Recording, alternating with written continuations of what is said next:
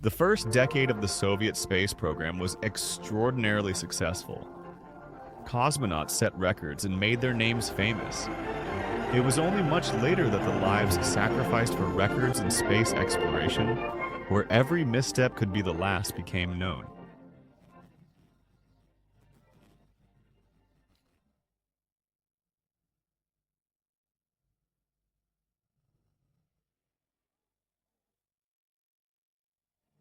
From the series Russia Forgotten Years, Russia in Space, after Korolev.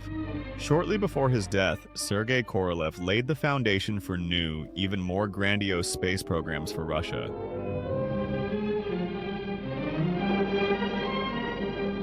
The second-generation spacecraft Soyuz began development in 1960.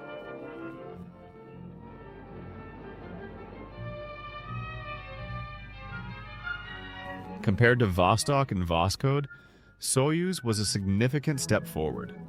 This spacecraft could change its orbit, something its predecessors couldn't do.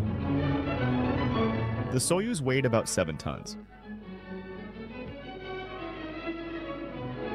The bell-shaped descent module with a flat bottom allowed entry into the dense layers of the atmosphere on a more favorable trajectory with less overload. Then Vostok and Voskhod. Equipped with a large parachute and 4 landing engines, the Soyuz's landing speed was less than 8 kilometers per hour.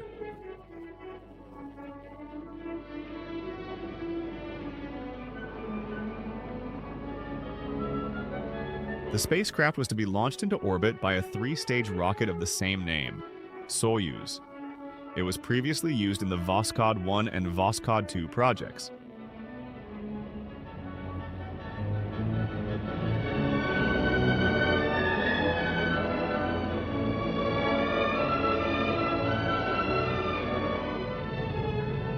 An unmanned model of the new complex, codenamed Cosmos 1W3, successfully launched in November 1966, 9 months after Korolev's death. Now Korolev's bureau was headed by his student Vasily Mishin.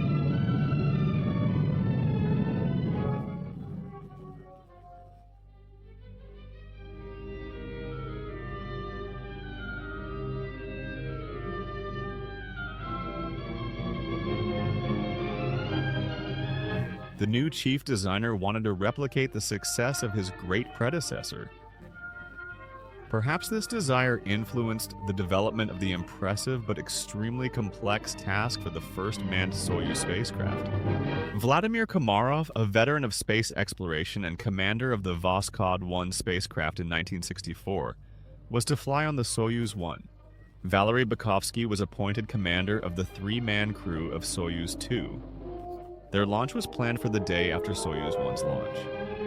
In space, the spacecraft were to meet and dock.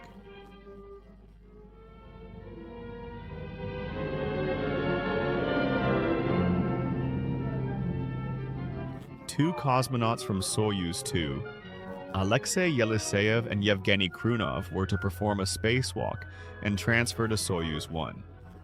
Then, together with Komarov, they would return to Earth, while Bukovsky would land Soyuz 2 alone.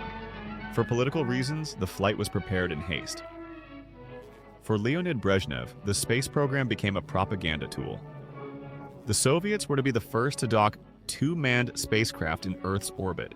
Brezhnev gave the foolish order to complete the Soyuz 1 Soyuz 2 program by the opening of the International Congress of Communist Parties in Karlovy Vary in April 1967.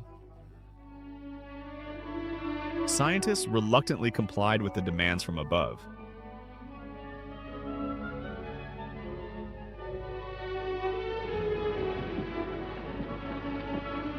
Komarov launched on Soyuz 1 on April 23rd. The launch went perfectly. But upon reaching orbit, the cosmonaut reported that the altimeter failed, and one of the solar panel wings did not deploy.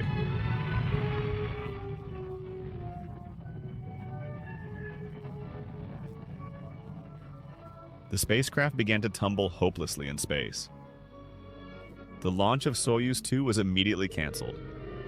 Despite all the difficulties, Komarov skillfully used manual control, and his spacecraft successfully entered the dense layers of the atmosphere. The capsule began its descent to Earth. However, during landing, Komarov tragically died.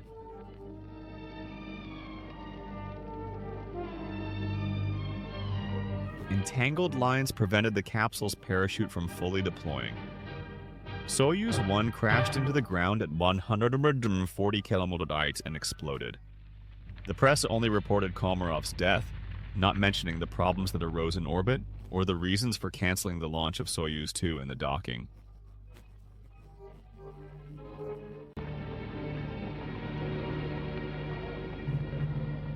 After a long and successful series of Vostok and Voskhod launches, the disaster was like a cold shower. Now Soviet rocketeers prioritized caution.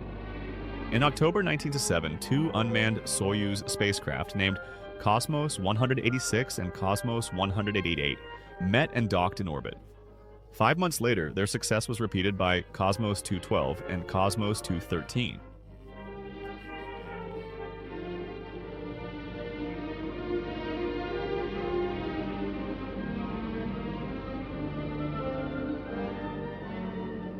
However, manned flights were still postponed. It was as if a curse hovered over the cosmonauts. Less than a year after Komarov's death, the first cosmonaut of Earth, Yuri Gagarin, died in a training jet crash.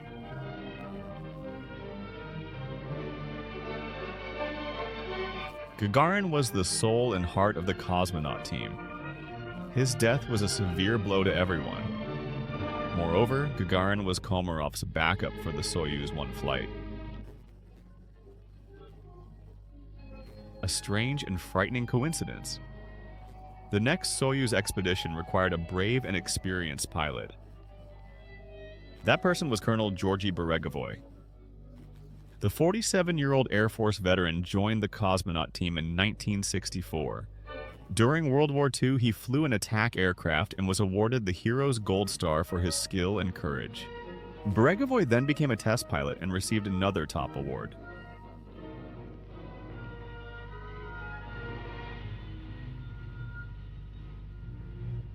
Beregovoy was to fly on Soyuz-3. In orbit, he was to dock with the unmanned Soyuz-2. This task was much more realistic than what was set before Komarov and his colleagues. Soyuz-3 launched on October 26, 1968.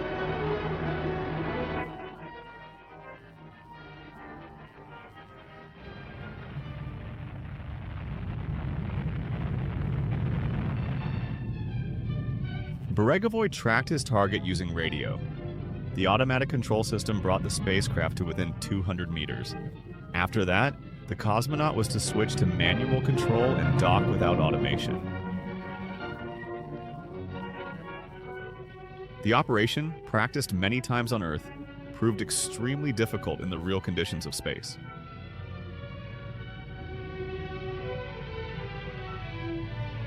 Beregovoy failed to dock. He then returned to his orbit and, on the next pass, made another attempt, which also ended in failure.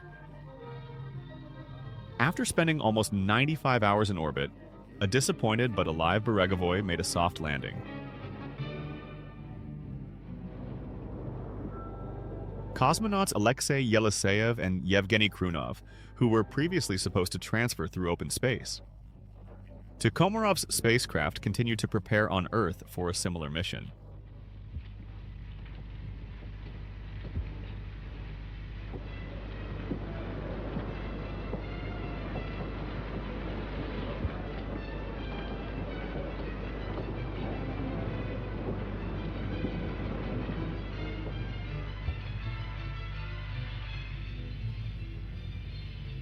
Yeliseyev and Krunov, under the command of Boris Volynov, were launched into space on Soyuz-5 on January 15, 1969.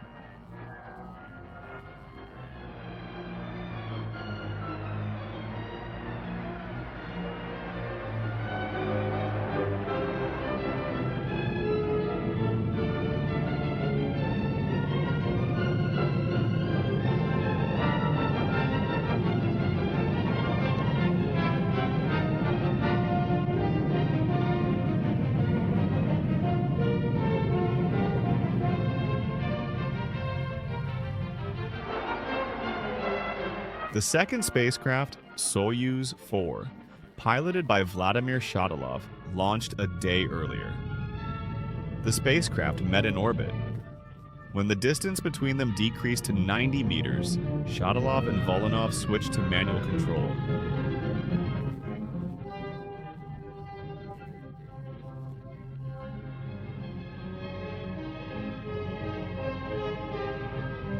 Soyuz 4 and 5 approached and successfully docked.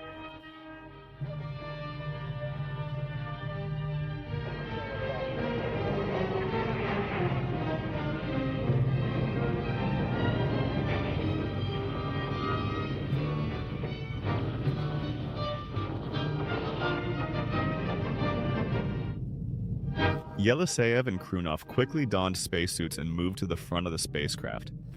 Then they sealed it and pumped out the air.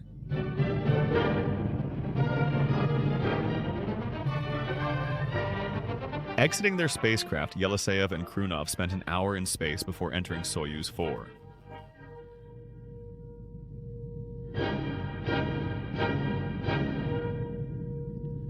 For the first time, two Soviet crews met in space. For 4.5 hours, their spacecraft flew. Together, then undocked.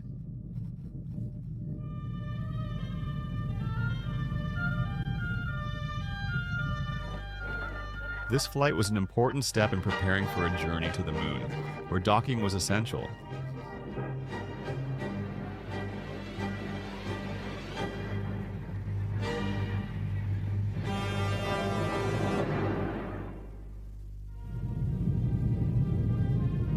The moon beckoned the Russians.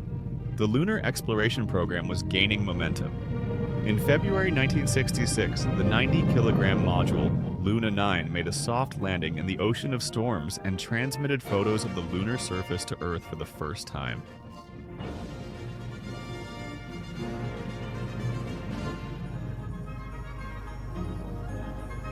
Luna 10 entered lunar orbit and collected important data for 2 months. To the delight of the delegates of the 23rd Party Congress, Luna 10 transmitted the Internationale from space.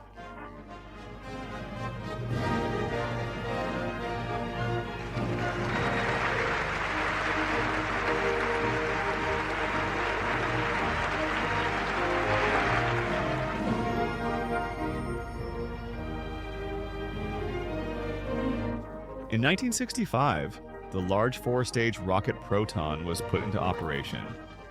Now flights to the moon with subsequent return to Earth became possible. However, the first Protons were very unreliable. Of the 20 lunar modules launched with the help of Proton, only 4 successfully completed their mission.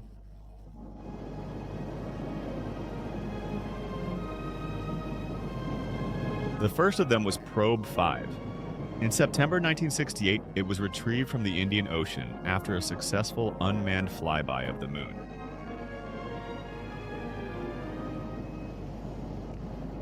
Specifically for manned flights to the moon, a heavier rocket than Proton, called N1, was built in the early 70s. However, 4 tests of this carrier ended in failure. The lunar modules on board never reached their target.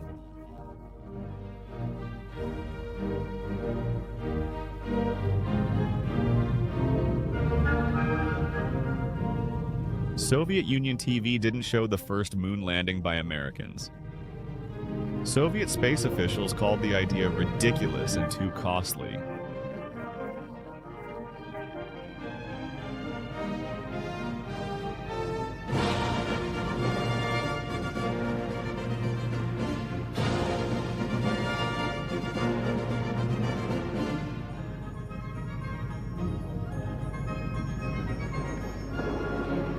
Automatic lunar stations were proposed as an Apollo alternative. In September 1970, Luna 16 landed softly, collected 100 grams of lunar soil, and returned to Earth. Research showed the soil samples are about 49 billion years old.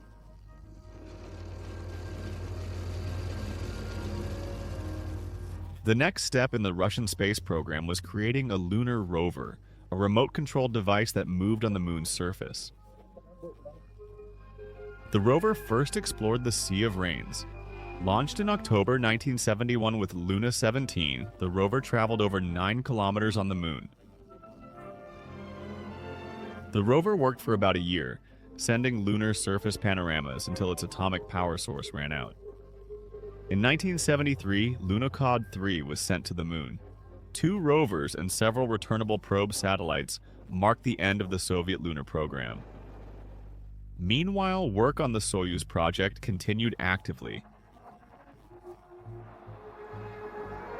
In October 1969, 3 Soyuz spacecraft, 6, 7, and 8, with 7 cosmonauts, were in Earth orbit. Soyuz 6 and 7 were to dock while Soyuz 8 filmed the process from space.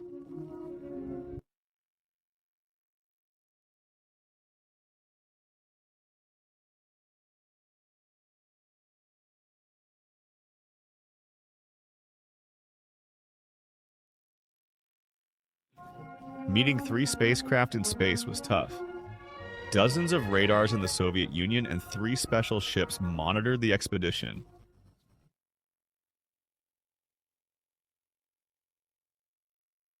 Engineer Valery Kubasov did the first experimental welding in space on Soyuz 6.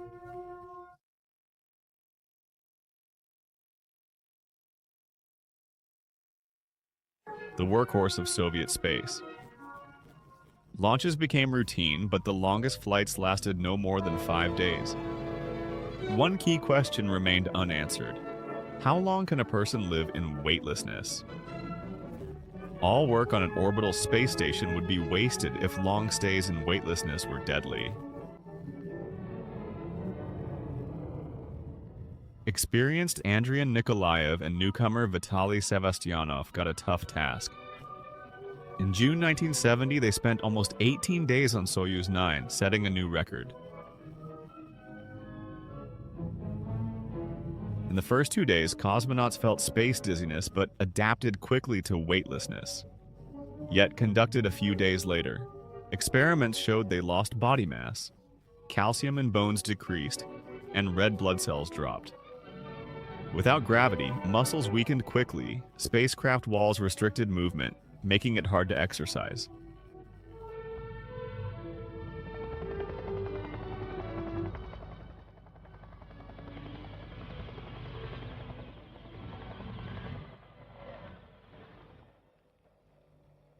The first days after returning were a nightmare.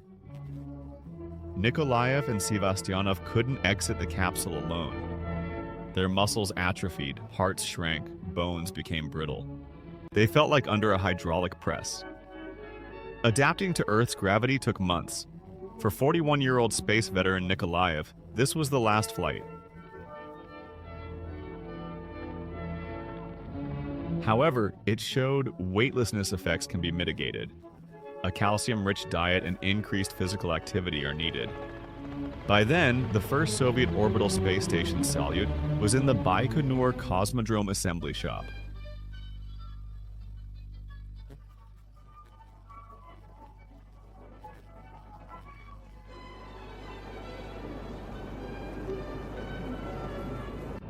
The 16-ton Salyut was over 15 meters long. The main compartment housed a well-equipped, spacious lab for long space flights.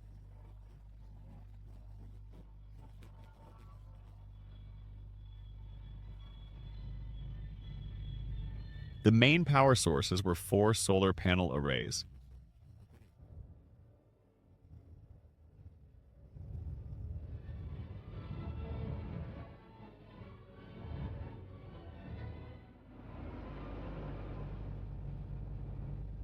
In April 1971, the Proton rocket launched the unmanned Salyut station into orbit.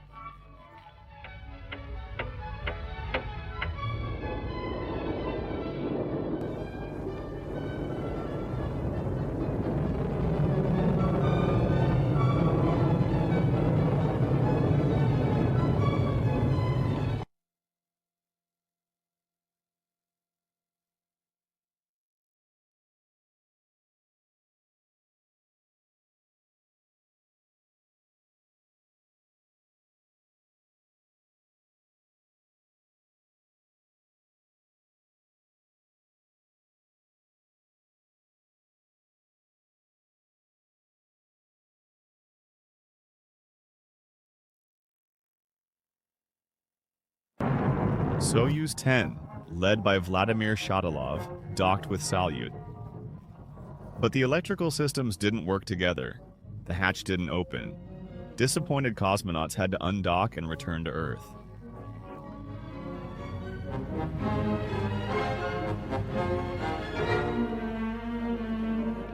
Commander Georgy Dobrovolsky, engineers Vladislav Volkov and Viktor Patsayev were the next Salyut expedition crew. They were second backups.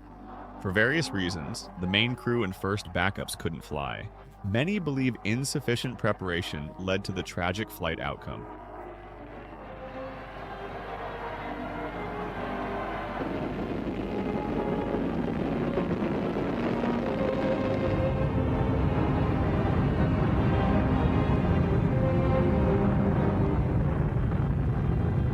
Three cosmonauts launched on Soyuz-11 in June 1971. They successfully docked and moved to the Salyut station. The cosmonauts worked on the station for 24 days, setting a new record.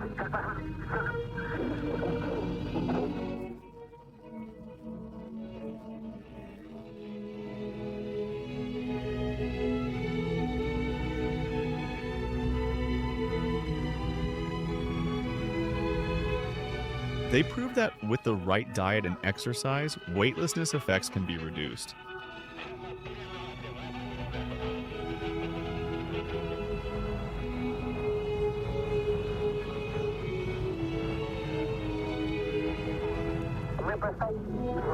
This flight also revealed other dangers of long stays in orbit. The crew faced psychological compatibility issues. It was so hot on the station that once they had to fight a fire.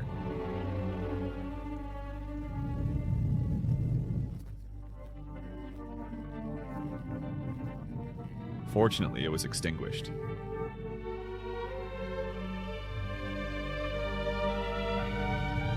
However, the crew didn't make it home. An accidental depressurization of the descent module caused their deaths half an hour before landing.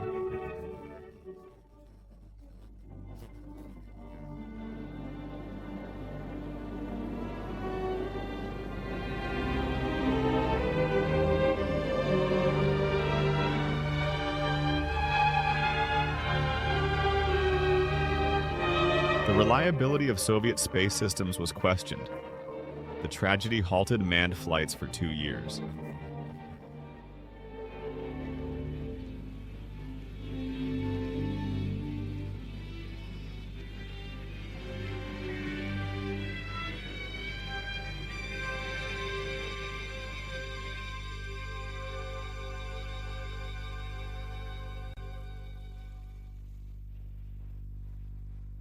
The Salyut 3 station, costing $2 billion, launched in 1973, but it never worked.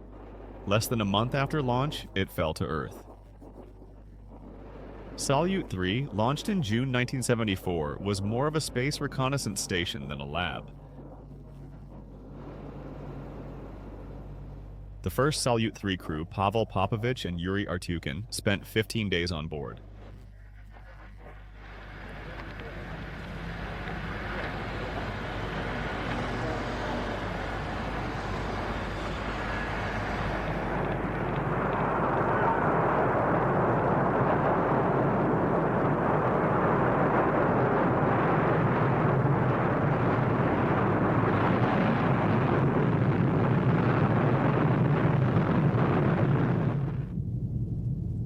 Details of this flight were classified and never disclosed. It was only said to be successful. Then problems arose again.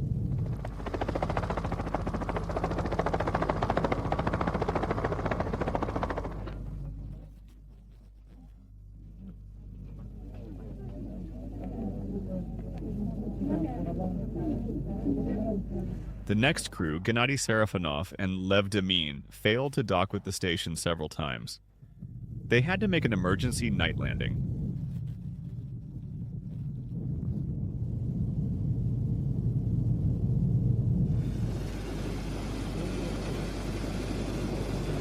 After Korolev's death, the loss of 4 cosmonauts, and many incidents cast a shadow on the Soviet space program's reputation. In 1974, measures were taken. Vasily Mishin was removed as head of the Korolev Bureau.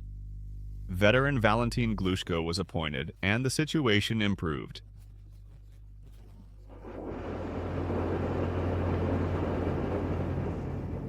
The Salyut 4 station stayed in orbit for over 2 years. Its first crew, Georgy Grechko and Alexei Gubarev, spent 30 days on board in January-February 1975.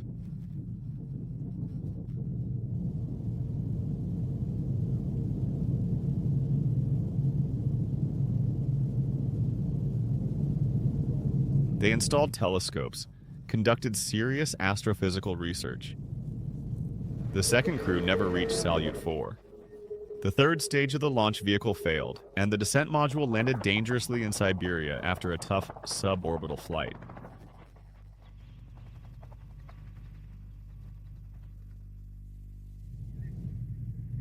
Then followed another productive and long expedition.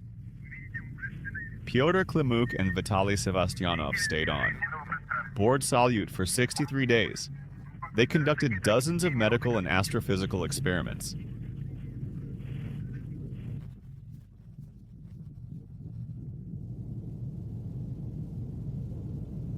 The cosmonauts stayed in good physical shape.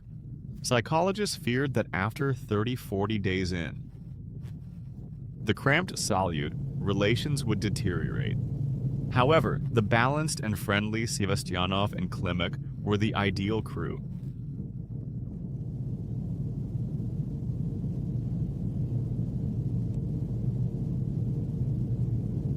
To brighten their existence, they constantly made jokes. From time to time, Mission Control recorded bursts of laughter from 300 kilometers up.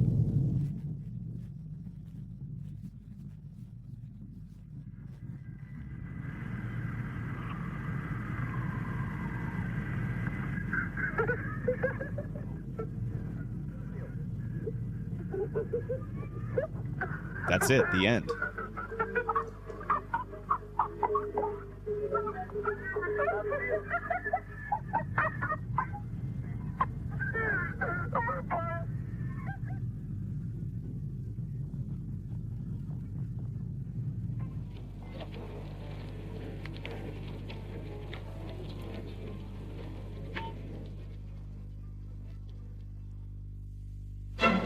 In 1972, the Soviet Union and the USA began the unique joint project Soyuz-Apollo.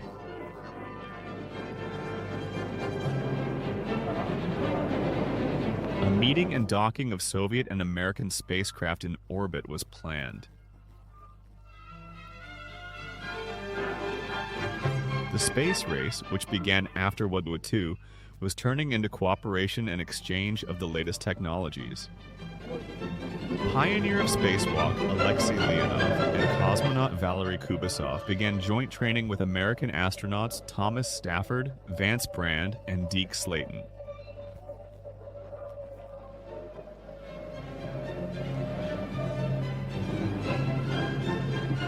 The crews trained intensively both in the Soviet Union and the USA. By mid-1975, both Russians and Americans were ready for the joint flight. On July 15th, Leonov and Kubasov aboard Soyuz-19 launched from the Baikonur Cosmodrome.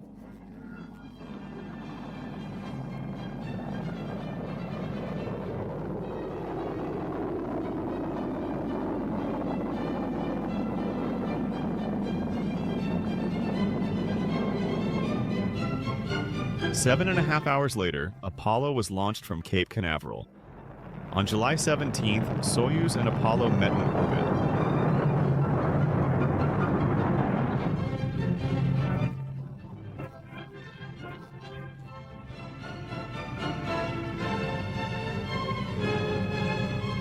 Flight control centers in Houston and near Moscow closely monitored the docking.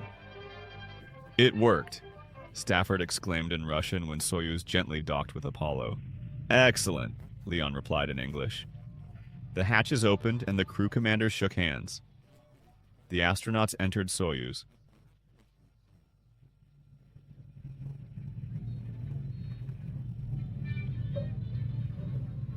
The first international space crew exchanged souvenirs, had lunch, and conducted a series of scientific experiments.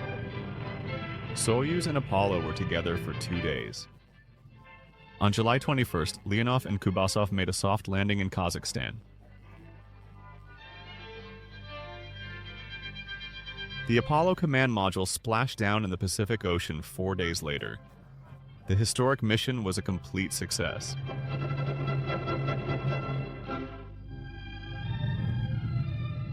Since 1975, there has always been at least one Soviet orbital station in space. Salyut 6, launched in 1977, represented the next generation of such stations. With 2 docking ports, it could accommodate 2 spacecraft simultaneously. The first attempt to dock with Salyut 6 failed. Soyuz-25 clumsily bumped into Salyut several times but was unsuccessful.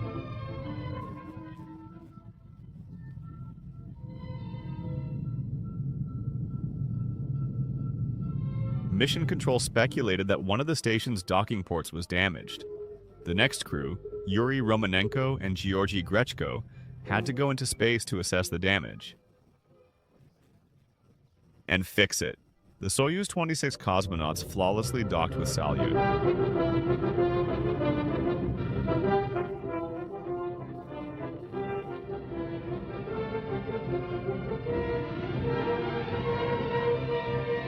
On the 10th day of the flight, they began preparing for a spacewalk.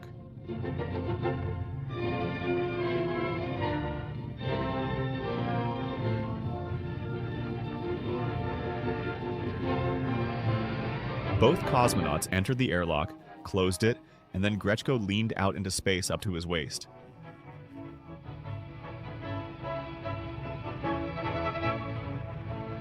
He spent 2 hours inspecting the station's surface while his partner held onto his legs tightly.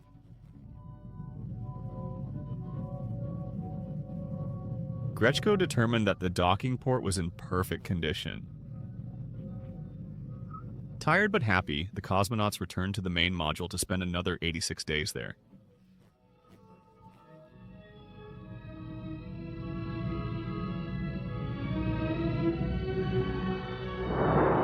In January 1978, Soyuz-28 docked with the station's second port. A unique triple configuration was created, weighing over 28 tons. There were 4 people on board the station.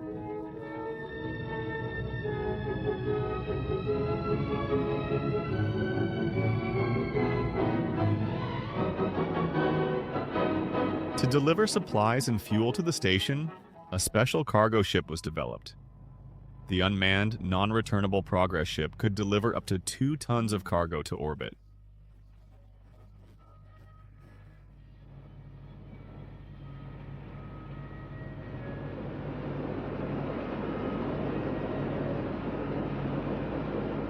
The first Progress automatically docked with Salyut in January 1978. After unloading, the empty module detached and burned up in the dense layers of the atmosphere.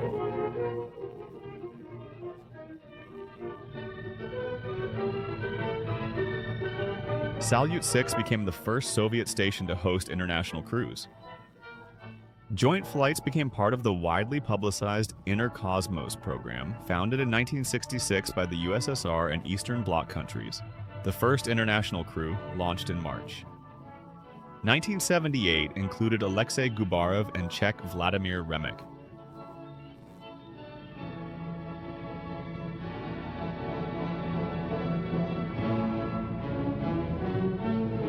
Over 3 years, 8 international expeditions visited the station. The crew commanders were Soviet cosmonauts, and the researchers were citizens of Czechoslovakia, Poland, East Germany, Hungary, Vietnam, Cuba, Mongolia, and Romania.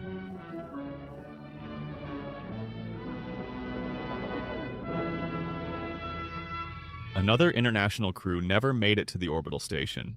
It was a very dramatic flight. Nikolai Rukavishnikov and Bulgarian Georgy Ivanov launched on a windy night on April 10, 1979.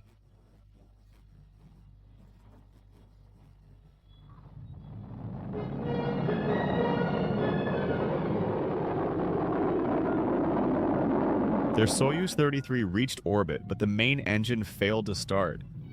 Docking was immediately canceled. Mission Control feared the backup engine might also fail. In that case, the crew would not be able to return to Earth or dock with the station and would be doomed to spend 4 days in orbit until the oxygen ran out.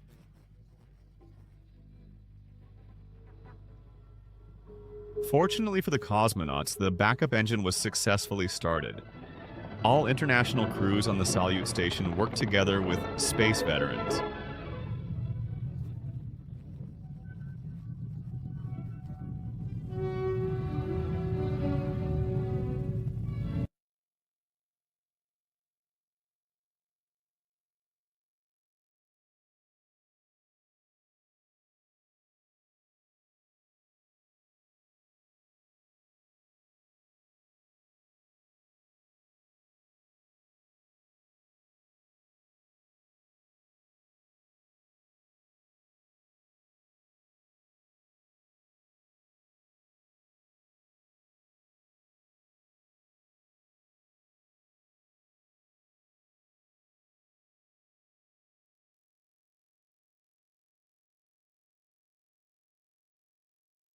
The flight was nearing its end. The cosmonauts had to make an unscheduled spacewalk. A radio telescope with a large folding antenna was delivered to the station. After completing work with the telescope, its antenna detached from Salyut and immediately got caught on the docking port structures. Valery Ryumin had to go into space to detach the antenna.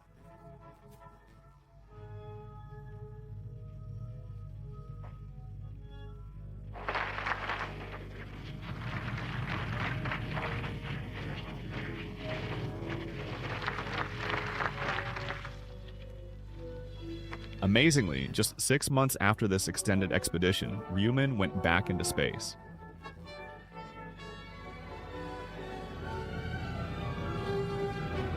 Together with Leonid Popov, he visited Salyut 6 again. In total, Ryumin spent a whole year in orbit.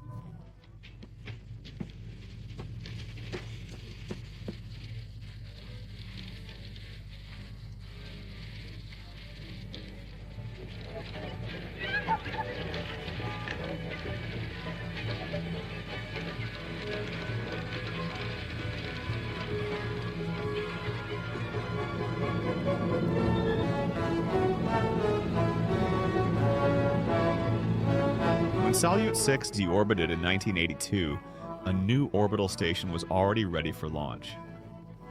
Salyut 7 was equipped with a feature that all space veterans had longed for: showers. With showers, the station felt much more like home.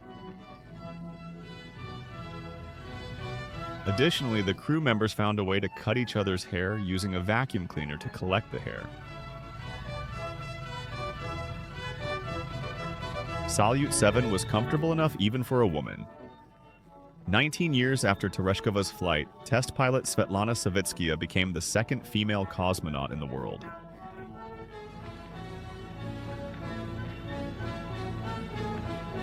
Savitskaya visited Salyut 7 twice in 82 and 84. She worked alongside her male colleagues. During her second flight, Savitskaya spent 3.5 hours in space testing an electronic welding device.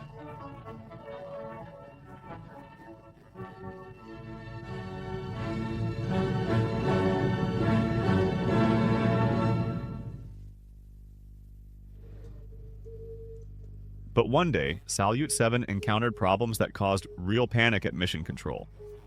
In February 1985, when no one was on the station, communication with it suddenly ceased. To bring this costly complex back online, an experienced and skilled crew was required. By then, 43-year-old Vladimir Janibekov had already been to orbit 4 times. Together with another experienced cosmonaut, Viktor Savinig, he embarked on this super challenging mission. The crew performed a unique manual docking with the uncontrolled station.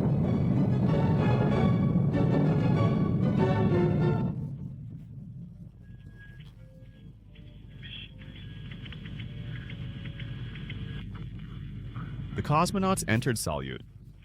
The station was quiet and very cold. All the batteries were discharged. No energy was being supplied to the station.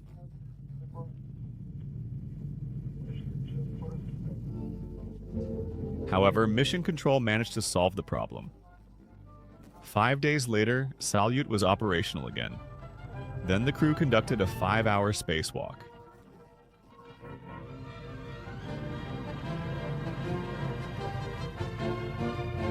Salyut 7 hosted another expedition. In total, the station was used in space for over 4 years and deorbited in 1991.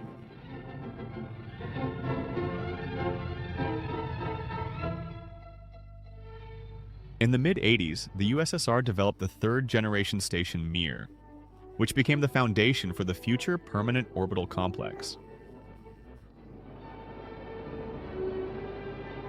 The station was equipped with 6 docking ports and 2 large solar panel arrays. Mir featured a convenient large room and small private sleeping quarters for each crew member. In February 1986, a modified Proton rocket launched the Mir station into orbit.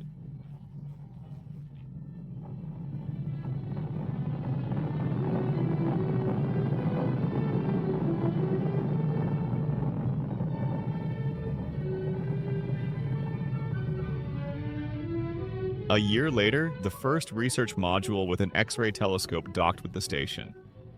The docking was not very successful. Mir station cosmonauts Yuri Romanenko and Alexander Levikin had to go into space to remove a trash bag stuck in the docking port. During the second spacewalk, the crew deployed the station's third solar panel.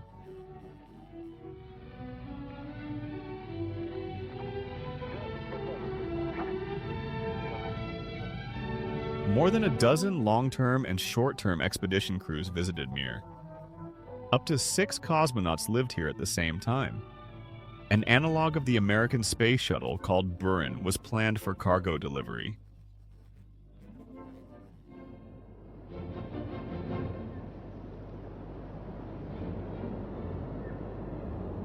Due to insufficient funding, the 90-ton Buran was developed for over 15 years. By the time its tests began in 1985, the American shuttle was already operational. The Buran was to be launched into space by the massive 𝑻𝒉𝒆 rocket, which began development in the mid-70s. It included a 60-meter main launch engine running on an oxygen and hydrogen mix, and 4 smaller kerosene side engines. 𝑻𝒉𝒆 was capable of putting over 2,000 tons of cargo into orbit. Its successful tests were conducted in May 1987.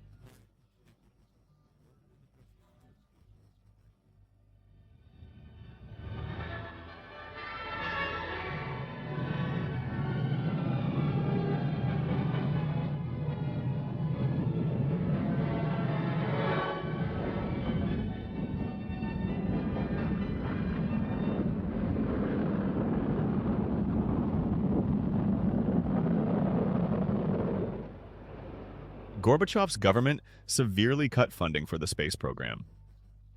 When Buran was already mounted on the massive rocket, it became clear that its next flight would not happen anytime soon. On November 15, 1988, Buran launched.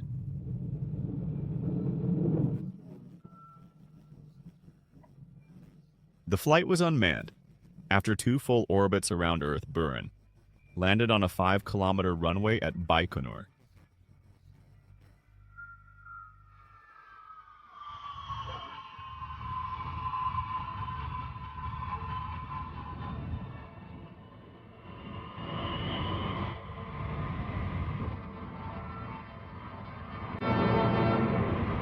Buran turned out to be too expensive for crisis-stricken post-communist Russia. But Soyuz launches and extensive work aboard the Mir station continue.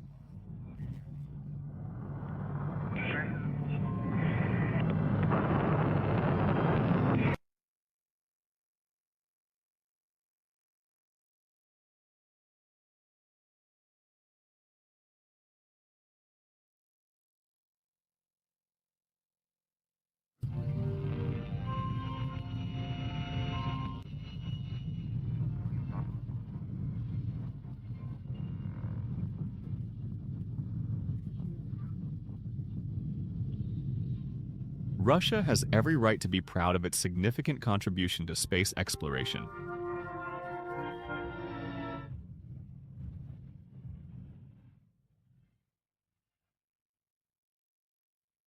Materials prepared by 𝑻𝒉𝒆 Irina Malinovskaya, Alexander Eisenberg. Text by Maxim Zolotukhin. Consultants 𝑻𝒉𝒆 Nikolai Mitrofanov. Producers John Duhas, Maxim Zolotukhin, Matthew King Kaufman. Directors Maxim Zolotukhin and Matthew King Kaufman. Archival documents provided by the State Center for Space Documentation. Russian State Archive of Film and Photo Documents. Private collectors. Produced by Eastern Light. Close-Up Castle Communications. The film was dubbed into Russian by NTV. Director Tatiana Maslova. Sound director Alexander Zubov. Translation by Pavel Selenchuk. Text read by Andrei Yaroslavtsev.